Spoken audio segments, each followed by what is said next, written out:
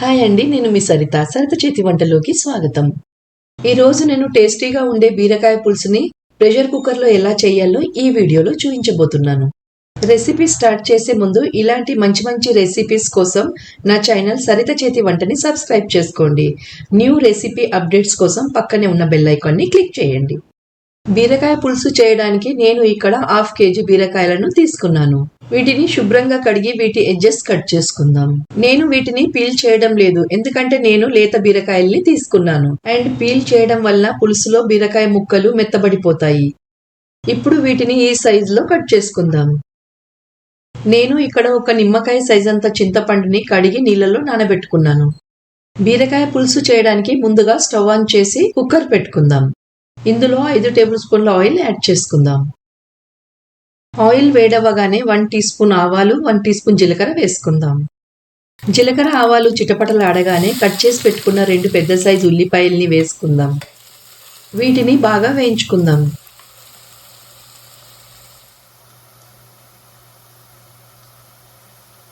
ఉల్లిపాయ golden brown అవ్వడం start అయింది. ఇందులో 1 టీ స్పూన్ అల్లం వెల్లుల్లి పేస్ట్ యాడ్ చేసి దీని పచ్చివాసన పోయేంత వరకు బాగా వేయించుకుందాం.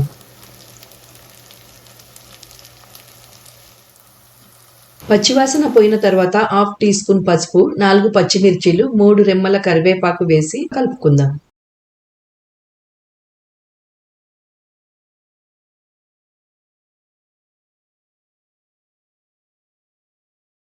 ఇప్పుడు ఇందులో 1 టీ స్పూన్ ధనియాల పొడి, 1 టీ స్పూన్ జీలకర్ర మెంతుల పొడి, రుచికి సరిపడా ఉప్పు, 1½ టీ స్పూన్ కారపొడి వేసి బాగా మిక్స్ చేసుకుందాం. మసాలాలు కలిసాక కట్ చేసి పెట్టుకున్న బీరకాయ ముక్కల్ని యాడ్ చేసుకుందాం. ఇప్పుడు మసాలాలంతా బీరకాయ ముక్కలకి బాగా పట్టేలా కలుపుకుందాం. బీరకాయ ముక్కల్ని మసాలాలతో 1 నుండి 2 నిమిషాల వరకు ఫ్రై అవ్వనిద్దాం.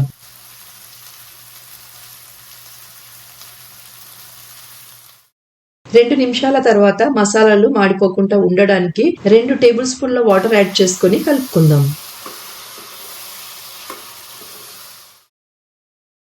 వీటిని లో ఫ్లేమ్ పైన 5 నిమిషాల పాటు ఉడికించుకుందాం.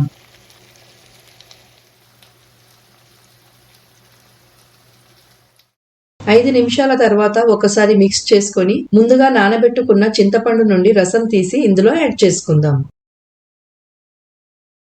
దీనిని ఒకసారి మిక్స్ చేసుకొని గ్రేవీకి తగినంత వాటర్ యాడ్ చేసుకుందాం. నేను ఇక్కడ ఈ కప్తో 1½ కప్ వాటర్ యాడ్ చేసుకున్నాను. దీనిని ఒకసారి మిక్స్ చేసుకొని ప్రెషర్ కుక్కర్ మూత పెట్టుకొని హై ఫ్లేమ్ పైన ఒక విజిల్ వచ్చే వరకు ఉడికించుకుందాం.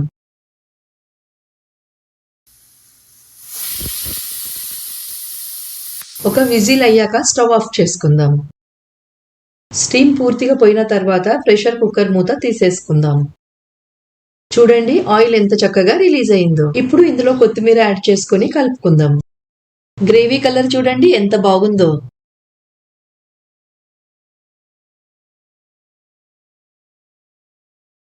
బీరకాయ ముక్కలు కూడా పర్ఫెక్ట్ గా ఉడికాయి. అంతేనండి, మన బీరకాయ పులుసు రెడీ అయిపోయింది. ఇప్పుడు సర్వింగ్ చేసుకుందాం.